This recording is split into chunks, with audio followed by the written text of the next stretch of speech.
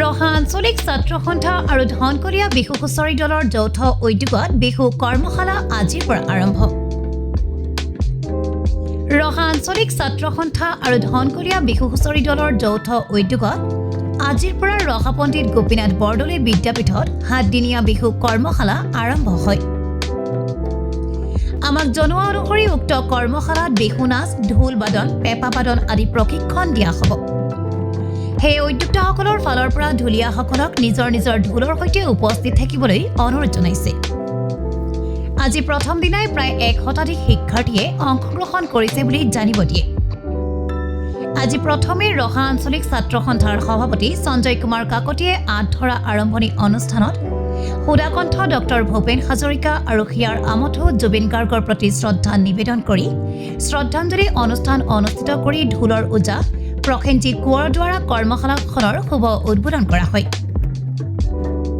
উক্ত অনুষ্ঠানত অঞ্চলটিৰ বহুজন গণ্যমান্য ব্যক্তি উপস্থিত থাকে।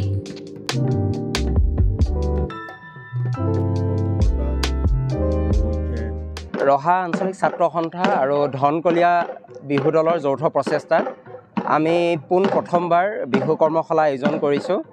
আৰু আমাৰ কৰাৰ উদ্দেশ্য হ'ল আমাৰ উঠি অহা প্ৰজন্মই যাতে বিহুটো জানক, বিহুটো বুজক, বিহুটো শিকক। আৰু অসমীয়া ল'ৰা ছোৱালী হিচাপে আমি যদি বিহুটো নাজানো, এইটো বৰ দুখৰ আৰু লাজৰ কথা। সেয়েহে আমাৰ ৰহা অঞ্চলৰ উঠি অহা প্ৰজন্মই যাতে বিহুৰ নাচ, বিহু গীত, ঢোল বাদন সকলোৱে শিকিব পাৰে, সেই উদ্দেশ্যৰে আজি আমি বিহু কৰ্মশালা আয়োজন কৰিছোঁ। আৰু আজি আমাৰ এই বিহু কৰ্মশালাৰ প্ৰথমে আমি আমাৰ চিৰনমস্য সুধাকণ্ঠ ডক্টৰ ভূপেন হাজৰিকা ডাঙৰীয়া আৰু প্ৰাণৰ শিল্পী জুবিন গাৰ্গ ডাঙৰীয়াক একাজনী শ্ৰদ্ধাঞ্জলি যচা হয়। আৰু তাৰপিছতে আমাৰ বিহু কৰ্মশালা আৰম্ভ হৈছে।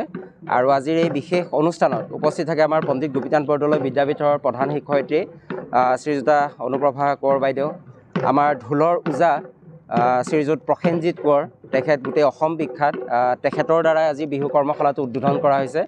আৰু বিশিষ্ট অতিথি হিচাপে আমাৰ মাজত উপস্থিত থাকে ৰহা আঞ্চলিক ছাত্ৰ সন্থাৰ ৰহা আঞ্চলিক সাংবাদিক সন্থাৰ সভাপতি শ্ৰীযুত দীপক শৰ্মা ডাঙৰীয়া, সমাজকৰ্মী, শিক্ষক, লেখক শ্ৰীযুত লক্ষীপ্ৰসাদ ডেকা ডাঙৰীয়া, সাংবাদিক আমাৰ শ্ৰীযুত চয়েল খেতান ডাঙৰীয়া, জয়ন্ত বৰদলৈ ডাঙৰীয়া, তেনেকৈ আমাৰ অভিভাৱকসকল, ছাত্ৰ ছাত্ৰী তেনেকৈ আমাৰ মাজত উপস্থিত থাকে। আৰু ঢোলৰ ৰহাত নাম ল'লে আৰু এটা নাম ল'ব লাগিব, শ্ৰীযুত ৰূপক চন্দ্ৰ বৰা ডাঙৰীয়া, তেখেতসকলো আমাৰ মাজত উপস্থিত আছে। আৰু তেখেতৰ সকলোৰে প্ৰচেষ্টাত আজি আমি এই ৭দিনীয়া কৰ্মশালাটো আৰম্ভ কৰিছোঁ। আৰু আমি ৰহাবাসী ৰাইজৰ সকলোৱে সহায় সহযোগিতা বিচাৰিছোঁ। আহক আমি সকলোৱে মিলিজুলি সকলো অসমীয়া ল'ৰা ছোৱালীকে যাতে আমি বিহু গীত, নৃত্য, ঢোল বাদন সকলোৱে যাতে আমি জানো, আৰু অসমৰ বাহিৰত গ'লেও যাতে আমি অকণ হ'লেও বিহুৰ কলি এটা গাই আহিব পাৰোঁ, অলপ হ'লেও বিহু প্ৰদৰ্শন কৰিব পাৰোঁ, সেয়ে আমাৰ উদ্দেশ্য।